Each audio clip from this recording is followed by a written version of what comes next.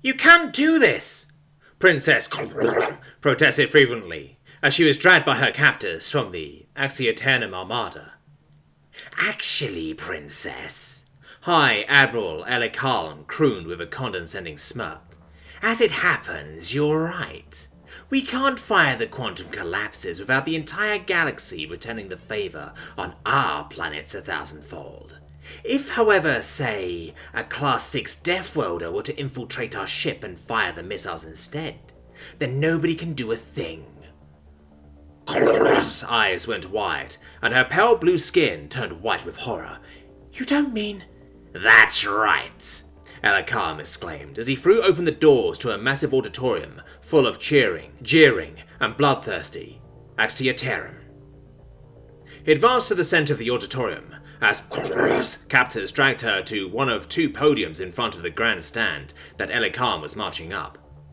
He spun grandly as the assembled Axioternum's cheers and applause reached a fever pitch, only to suddenly go silent as Erick Jaquez motioned for quiet. He pointed imperiously at You, Princess, by order of Axioternum High Command, are being given the authority to command the targets of up the Axioternum's Armada's 4,600 quantum collapse missiles. The crowd roared again, and felt her twin hearts sink. A single quantum collapse missile was enough to obliterate an entire solar system. 1,000 would be enough to demolish over half the populated planets in the galaxy. 4,000 was simply unthinkable. When had they even had time to build that many? You will share this authority with only one other person, Erick Jaquez declared, as he threw his hand out to point to the sunny spot-lit other podium, where a scruffy and unamused bipedal sapient with skin that looked almost as pale with horror as This must be the so-called Class 6 Death Welder. His skin was pale with horror, she thought, but his face looked completely placid.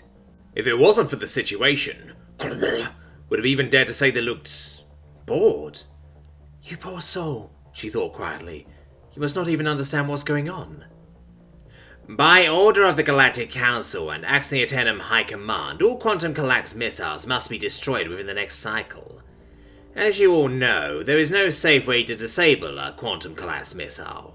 So we entrust this sacred duty for the peace of all worlds to Princess and... He blinked and looked at the Death Welder, clearly having not even bothered to learn his name. Name's George, the Death Welder called calmly. Nearly jumped out of her podium in surprise. The Death Welder understood them perfectly.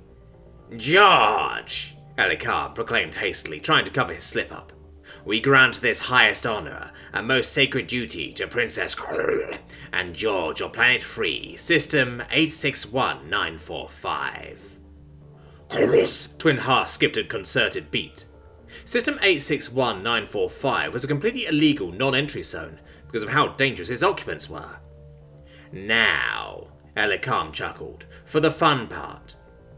For every 60 Nessos the missiles are not fired, we will kill 100 of your species, and we will continue to do so until all the missiles are fired or all of your people are dead. He laughed for a moment to let that sink in, and eyes turned in horror to the targeting chart on the podium before her. A single push would decimate an entire world, but without any way of knowing which planets were which, she could wind up wiping out trillions of lives even if she pushed carefully. Alternatively, Erick Jaquez drawled, you can blow up the other target as well to save your own. 2 worlds were suddenly highlighted on the targeting chart, with callouts revealing the Death Order's home planet and her own. Hearts ached at the sight of her familiar, beloved pink little planet, floating so peacefully, home to so many who probably had no idea that their fate had just been thrown into the hands of one of the most dangerous species in the known galaxy.